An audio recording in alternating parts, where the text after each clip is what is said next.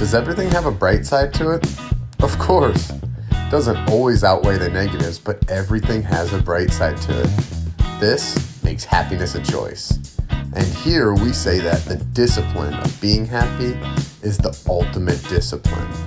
With that said, welcome to the Ultimate Discipline Podcast, where we meet with people who are practitioners of this exact discipline, and we hear their cool stories of cultivating happiness through challenges in their life.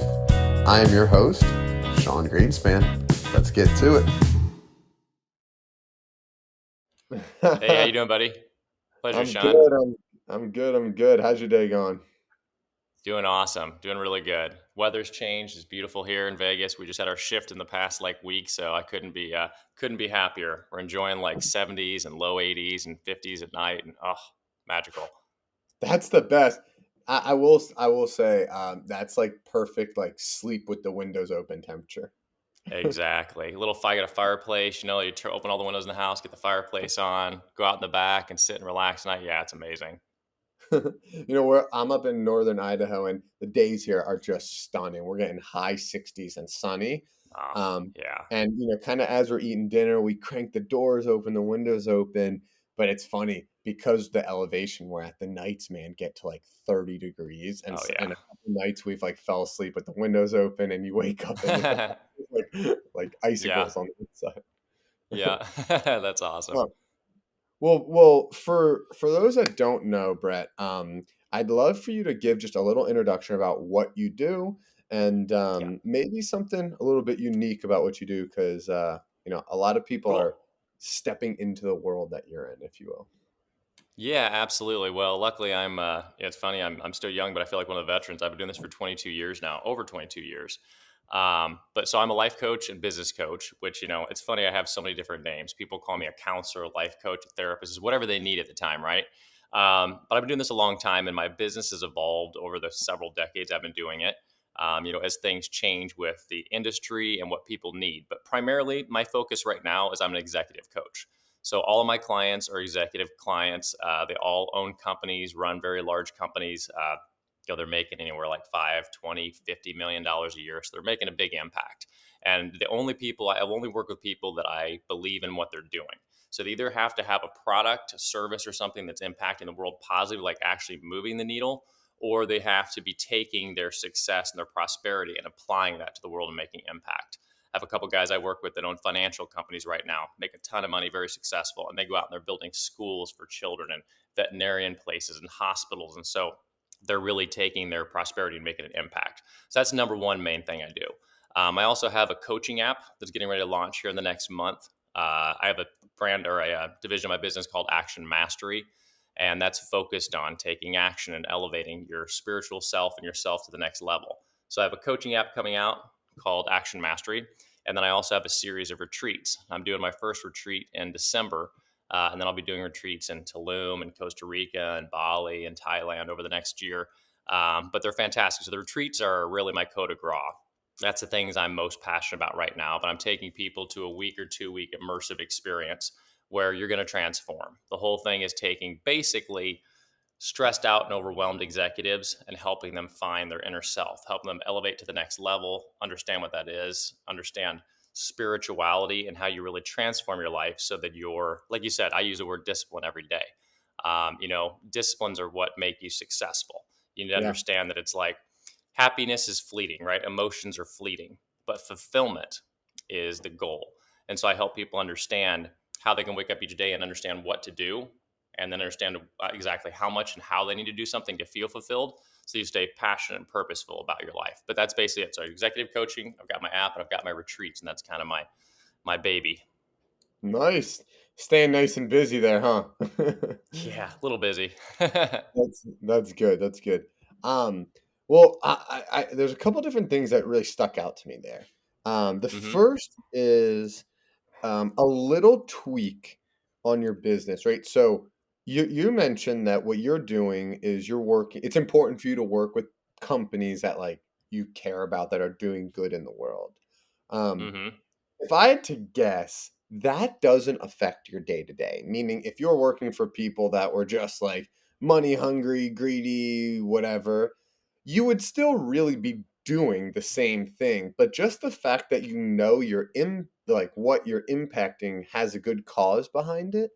Um, Hmm. how does that change your level of discipline and grit day to day? Oh yeah. Because yeah, I'm curious about that. Yeah, it's a good question. So, for me, the thing is, it's dramatically different. If you're like, for me, my highest passion, I help my clients to discover their passions in life. And it's not just like, oh, I love to play the guitar or I love to be a doctor. It's the nuance behind it. Like, I have a guy that I talk about this passion less with, but I helped him realize that his highest passion wasn't being a doctor, it was saving lives with his hands. So he realized, like, oh, wow, I could be a nurse, I could be an EMT, I could be a lifeguard, I could actually just be a normal person that saved someone's life with my hands that day. And you're going to feel that fulfillment. So my point in saying that is I teach people to understand your highest self, what really drives you, what inspires you to where you work at your highest level, to where you're just, I'm so passionate and so fulfilled with what I'm doing, the energy can't turn off. It's just ever flowing. So when you work with somebody who, if somebody comes to me with the right mindset and the right desire and wants to become that person, that's very inspiring. But if somebody comes to you and they just want you to help them make more money or do more or buy another house or invest in something else, that doesn't have the fuel. It just doesn't turn me on. It doesn't get me interested. I can do the work. I used to do that work. I won't do that work anymore. I will guide somebody. I'll give them tools, but I'm not going to invest in them and make them a one-on-one client because it doesn't make me want to get up and show up for them each day. Whereas if I have somebody who is fighting to figure out how they can make that extra money because they're trying to send a bunch of money to like a hospital so children can be healed, or they're trying to finish building a school for somebody in an impoverished area, that makes me want to do the work. So when somebody has that big vision and that you can see the 10x, 20x, 30x that's going to make on the world, that gets me up and gets me going. No matter where I'm at, it makes me want to fight for them and make sure that the work we're doing is really seeing a result. Not just that they're happy, right? It's like it's really fundamental transformational development. Yeah, dude, and I say that because so I made a little bit of a shift, right, in Mm-hmm. this year where and it's something that, looking back, I really am not upset with. I started my company to be amused to make as much money as I can in a little amount of time. Is Mm-hmm. that something that I was planning on doing for my entire life? No, because we all know that's not going to be fulfilling. It was a point in my Right. life at the time. I was 24 years old. I didn't have any Mm-hmm. money. I needed money. I Yeah, wanted to exactly. care for people, and I was happy with that. And I was lucky to have like two really just explosive years that put me in a comfortable position. And then my goal last year was to transition to make sure every company I work with and everything I do, I give a shit about. Like, quite frankly, Mm-hmm. like that's really just Yeah. it. Um, and that's the reason I asked that question was, it might sound like corny to some people, but I Mm-hmm. have found that it has fueled me. Today I have a Mm-hmm. string of 8.5 hours straight of calls. That's cool. It's Mm-hmm. all with people I like about things I Right. care about. And then even like the little things, like I don't mind, standing here in a beanie on a call, or like in my next Yeah. calls with a client, like I'm gonna look just like this, like because Yeah. this is just who I am. Um, Yeah. and but like kind of going back to the deeper stuff, like the fact that like you're actually making impact, at least to me, it does fuel you. And then Mm-hmm. ultimately, Mm-hmm. I haven't gotten here yet, but what I'm assuming, because the energy I feel is by bringing this energy every day to work, it's going to actually make me Mm-hmm. do better work and grow the business bigger, Yeah. even like financially speaking, by not focusing Absolutely. on that stuff. So, Yeah, it's it's like what you're talking about, here's the thing. So like if you think about if you're raised in an environment where it's negative, right? Or you're neglected. So you're constantly having toxicity around you. People are yelling at each other, cussing at you, telling you're no good, or saying that to each other. There's not really any light around you. And you don't get to do the things you want to do. I want to eat different food. I don't get to eat that food. I want to go to the park. I can't go to the park. I like to play a video game. I don't have any video games. Whatever it is, you have none of the things you want.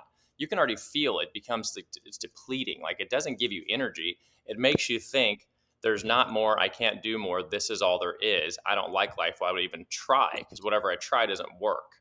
In the reverse, like what I was saying a minute ago, for myself and for the people I work with, when you understand what your passions are, what drives you at an unconscious level, it's just basically how you're built, right? It's like, it's not like we're creating something out of the air. This is what drives you. Like, I know exactly what makes me the happiest, what makes me tick, what makes me work best, what time of the day to get up, what exercise to do, what books to read, what hobbies to have. Like, I've figured out my recipe for success. So every day when I get up, I know today exactly what I want to do that's going to make this be my best day.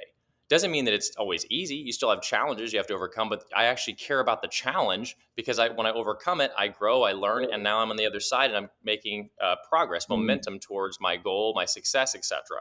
So if you understand all that framework and you can say each day, this is who I want to be, this is what I want to do, this is what I want to have, here's my obstacles, these are the things that fulfill me the most, this would make me excited. Well, your life is filled with passion, purpose, fulfillment, excitement, inspiration, success, growth, challenges, knowledge. Like, you're just constantly sharpening the sword. So then you find other people and teach them the same thing or work with them within that. And then those people are working at their best. You're working at your best.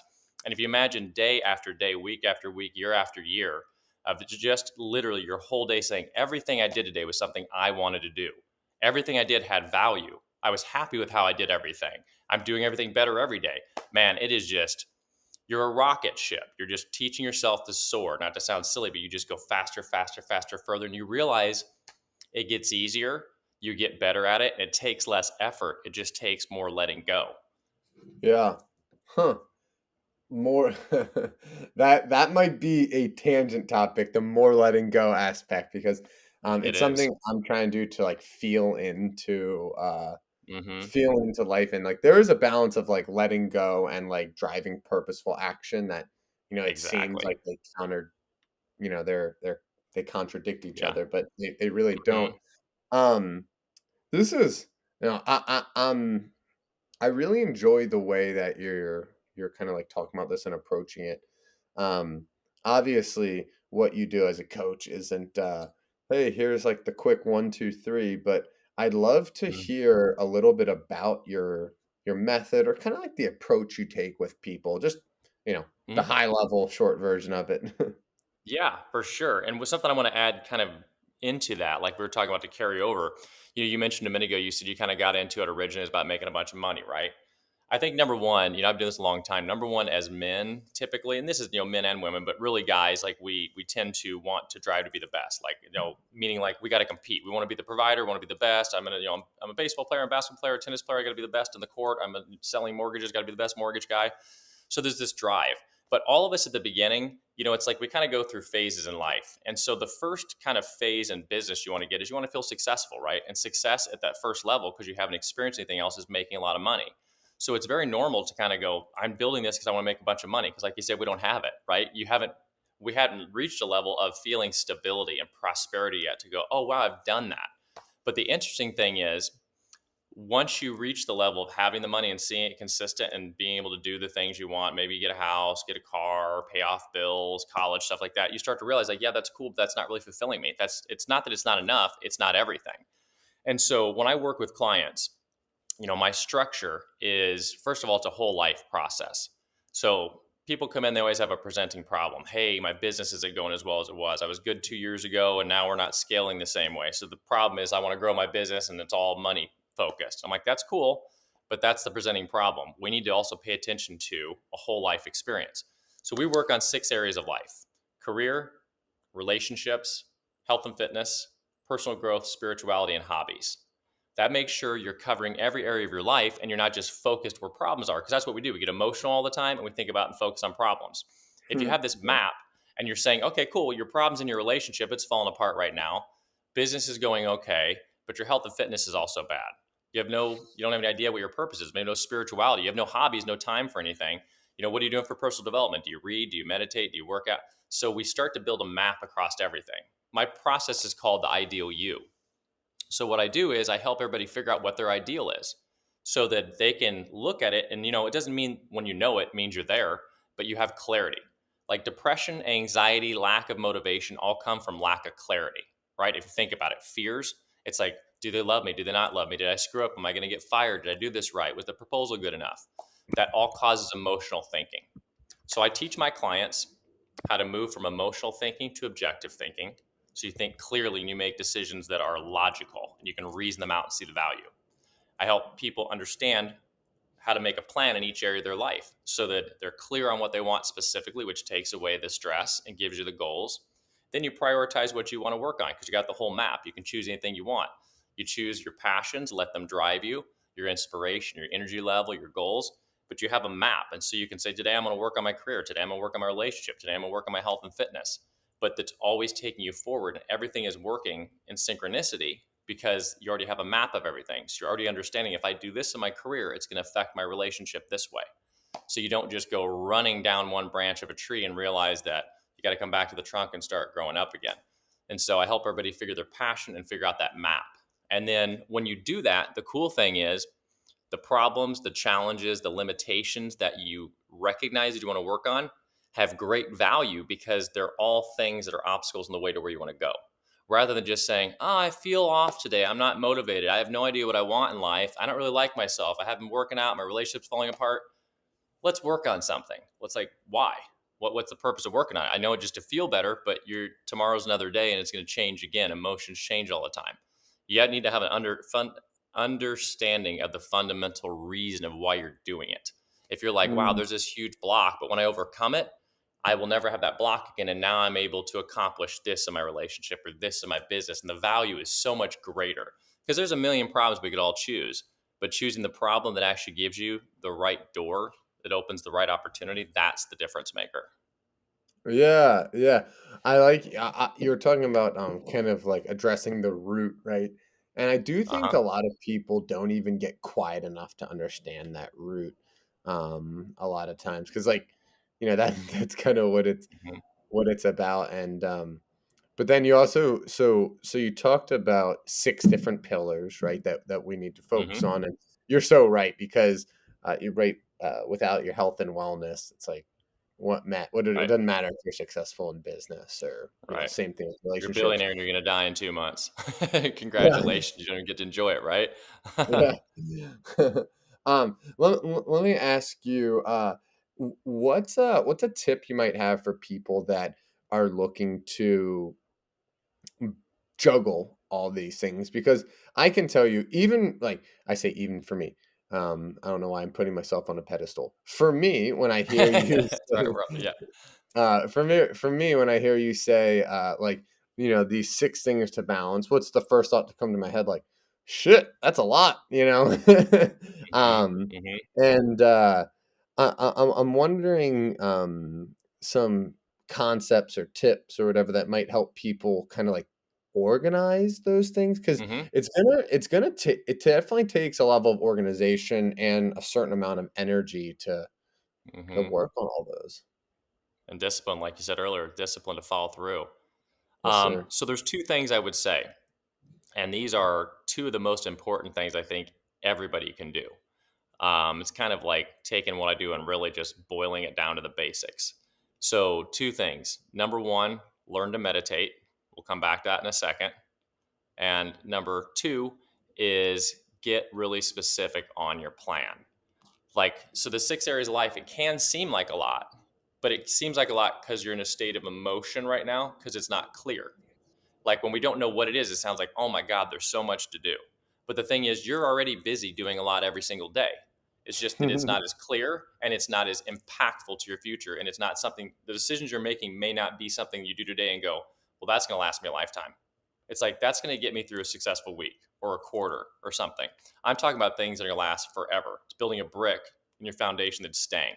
So, when you start going through this plan and create the plan in each area of life, like what's most important to me about my career or my relationship or my health and fitness, and you come up with that list, what you realize is number one, the more you put down, the more specific you are, the less anxiety you have because now you know what you want.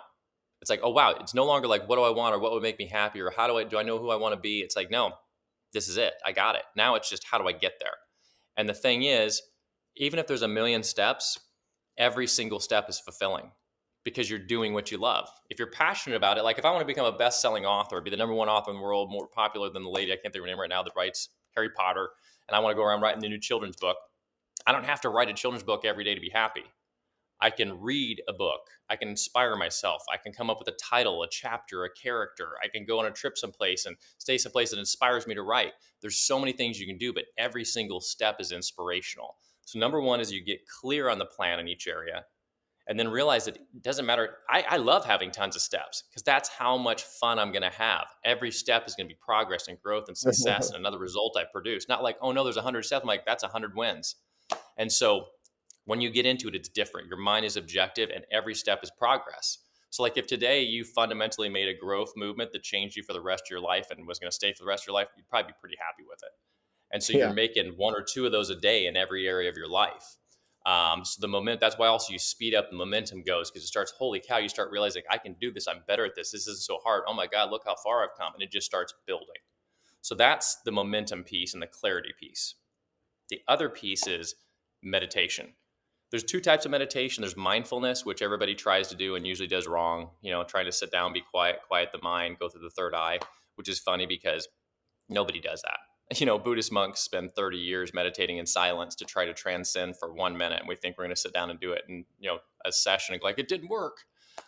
So I like transcendental meditation. That's actually probably the more popular for people who are really elevating to higher levels of consciousness. And it's just you focus on a mantra. You go to a shaman, they give you a Sanskrit word, but basically you're just focusing on a mantra, a word that brings you back to base. But the point that meditation is so important, you said this earlier, we were talking about like the first level, a lot of times we want to make a bunch of money. And I said, when you get to the next level, it's the impact and it's learning to slow down, to go further, do less to do more. I have so many executives that come to me, extremely successful, very wealthy, making 10, 20, 30, 50 million a year, but they're going a million miles an hour, have no time, stressed out. And I'm like, let me show you how to change your life. They think that formula of go, go, go, push, push, I have no time is how you create success. And it's not at all. It's the one thing that's keeping them from being fulfilled and happy. And so I teach them, you've already know how to do this. Everything you know how to do right now, you can do again and do better. So you don't have to worry about forgetting anything. What Yeah. you have to learn about doing is improving what you do, refining it. And so when you learn to meditate, not only are there the benefits of what it's going to do for your life and future, but the benefits of what it does for you psychologically and physiologically. Like we don't update our system like a phone or a computer. It says turn me off and plug me in for 12 hours and leave me alone while you're sleeping, right? It doesn't say open 50 windows and pound all over me. And that's what we do to our mind all day. We don't stop. So when you actually meditate, you actually go down into brain waves that will integrate the knowledge you learned that day. That's why people go to a seminar, read a book, and leave and go, I got 2 bullets out of it. I don't remember anything else. Because you didn't integrate. You probably didn't sleep well, kept rushing, didn't eat well, drank that day, didn't work out, didn't get out in the sun, didn't meditate. So you're not doing anything to retain it. So the meditation helps you relieve stress, clear your mind, integrate information, update your system, and prepare you to work effectively at a higher level. And then stress, the thing is, when you meditate, all the same stress of a day. If you don't meditate one day and then do meditate, the next day when you meditate, you'll realize, wow, I'm not really feeling it. Everything just rolled off me today. All the same stuff happened, didn't bother me at all, didn't phase me, just kept on my plan. And the more you do it, it has a compounding effect. You get stronger and better and sharper at handling the problems, managing the stress, and working through it. So those two things together, if you can learn to meditate in any way, whether you do it 2 minutes a day, 10 minutes a day, and then starting to get clear on your plan in your life, the more clarity you have, you'll realize, wow, I feel incredible. I feel inspired. I feel clear. I'm enjoying everything I'm doing, even without doing anything other than planning. You'll go, I feel the best I've felt in a long time because you're on the right path. Dude, you had just an amazing outlook on the milestones, and I want to thank you for sharing that with me. Yeah. Again, just kind of like going through what you said. First was like I appreciate you breaking kind of like what you're doing down into like some of the simple things, and it's funny. I heard in your voice almost like a little hesitation, like kind of breaking down to like the super basics, like. You're kind of Mm-hmm. saying like, hey, this is not like all we do. Obviously, like I've been doing this for years. I've been very successful, but Mm-hmm. um, I wouldn't shy away from that. Like I'm reading this book called The Art of Impossible by Love it. Stephen Kotler. That's Stephen Kotler, right? Yeah, that's my Yeah, buddy. yeah. He's amazing. Oh, that's awesome. He has his like right hand man Ryan lives up in Lake Tahoe. You should connect with Oh, him next week. cool. I can Yeah. connect you guys. But he's funny because like he says he's like the like doing the impossible is often like this. Wake up, get a good workout, eat breakfast, poke at a Hmm. computer, talk to somebody, take notes about that discussion, Yeah. poke at a Yeah. computer, eat a quick lunch, talk to somebody else, talk to a third person, go back to poking at a computer, eat dinner, take a quick walk, poke at a computer, scribble down notes for tomorrow, go to bed, and then repeat. So it's like on the day to day level, like, you know, Hmm.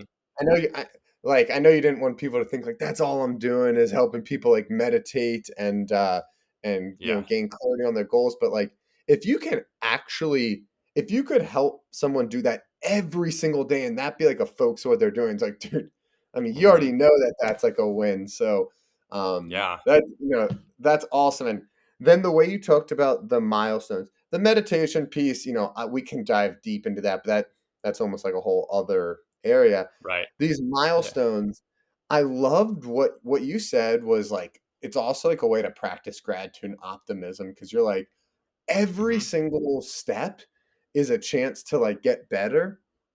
And what that Hmm. made me think of was I follow like the Wim Hof method and take cold showers Yeah. and like I do a lot of these things that are just like might not be fun, but like Hmm. there is Their a peak fun side performance. to They're the it. recipe for peak performance.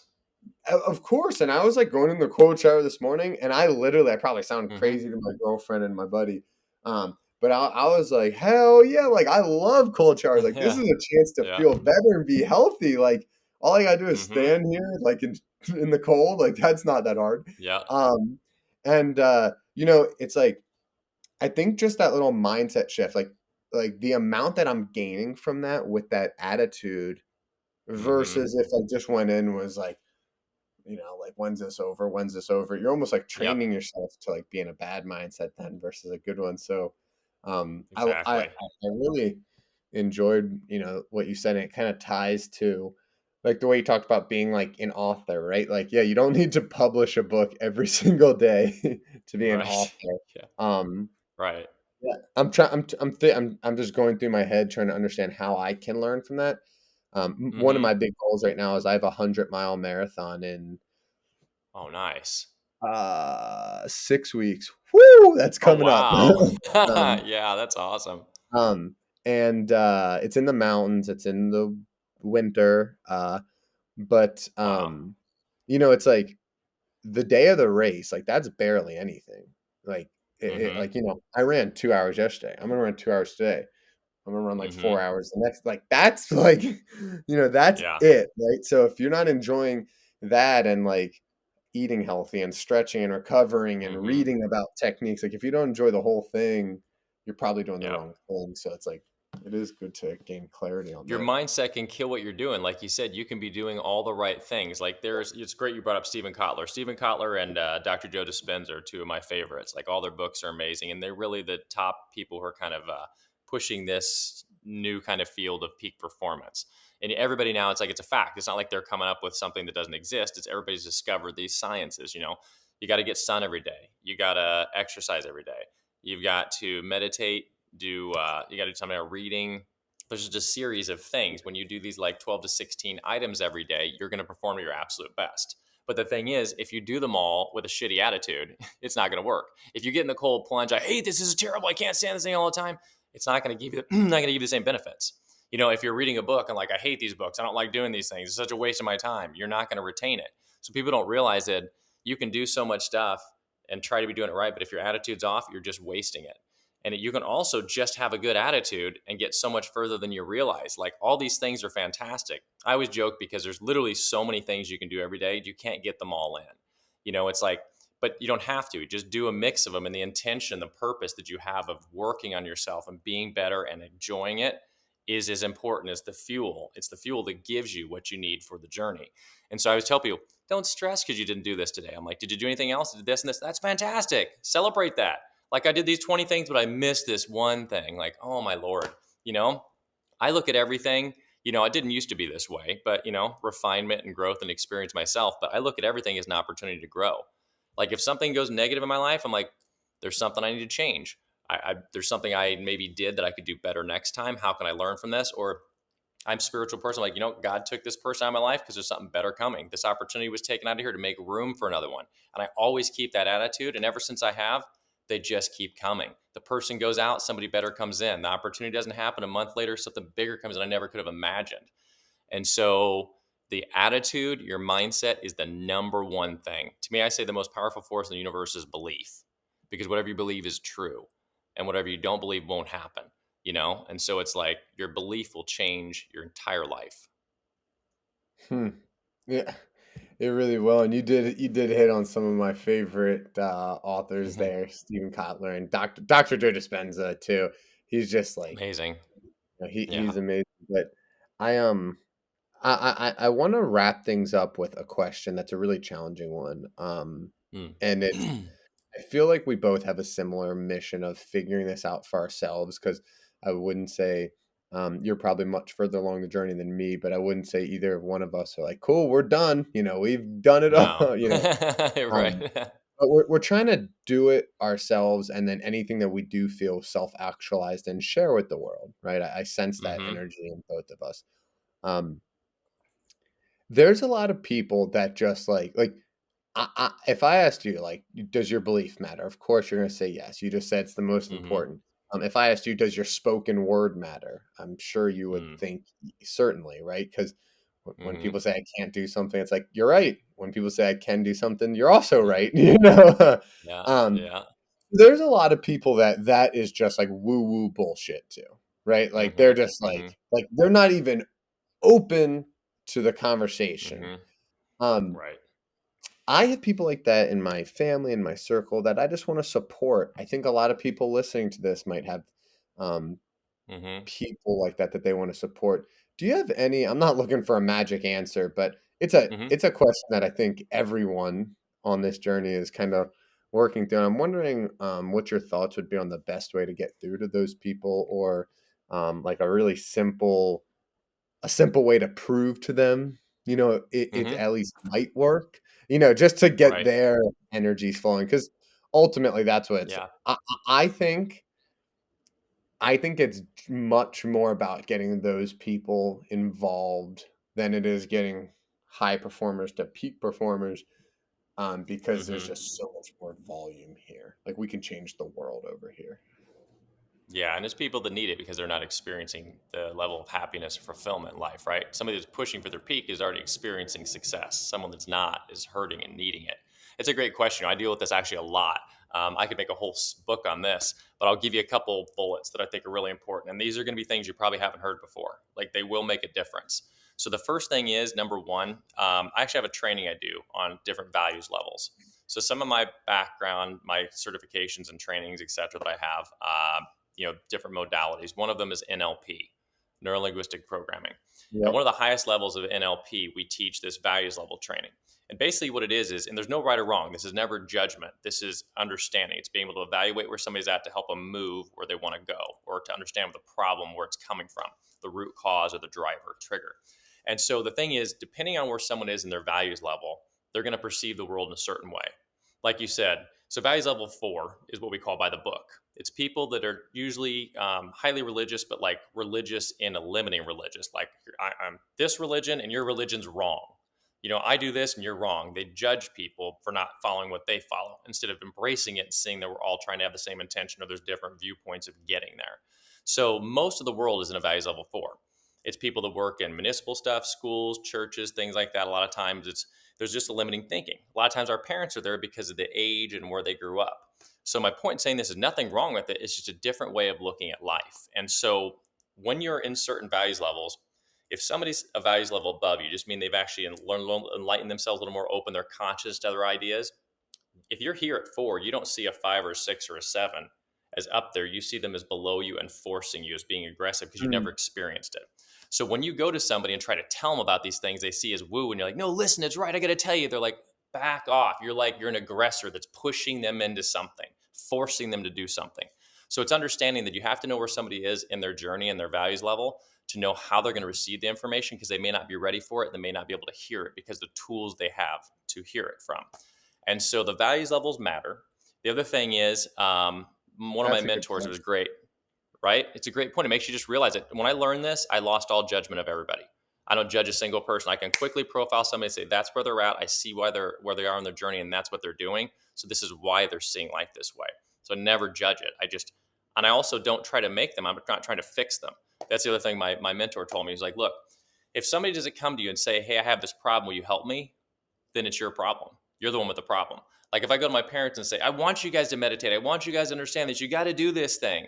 They don't have a problem because they're not meditating or doing what I'm doing. I have a problem with them not doing it. And so I have to let that go. If they say, will you help me learn because I need to change, that's different. But if somebody doesn't ask you for help and there's something you want to change about somebody, that is your problem. And you have to say, why do I have a problem with that? What do I need to change about me? How can I accept them, embrace them, or respect their perspective rather than enforcing it? So, number one is know where they're coming from, the level. Number two is it's your problem unless they asked for it. And then the third thing is the best way to do this, be the best. And let me back up and say this real quick too. The other thing is even if we have a good intention to help, like I used to want to fix my family, give them so much good stuff, and kind of want to help them with everything. Like, you got to know this, you got to learn this, do this thing. You're so excited, but you don't realize you're forcing someone. What it's also doing unconsciously to them is putting them in a corner and making them say, you're micromanaging me, you're judging me, you're looking at me, you're telling me there's something wrong. I'm not good enough. You need me to change to be okay. I don't want to change. So there's an underlying current of a disagreement or a dissatisfaction with who they are.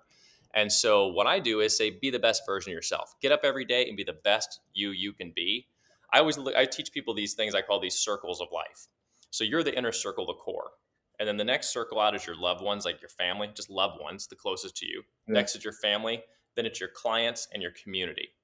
And the thing is, and then the world. I'm like, don't worry about what's going on out here in the world if you haven't figured out what's going on inside of you.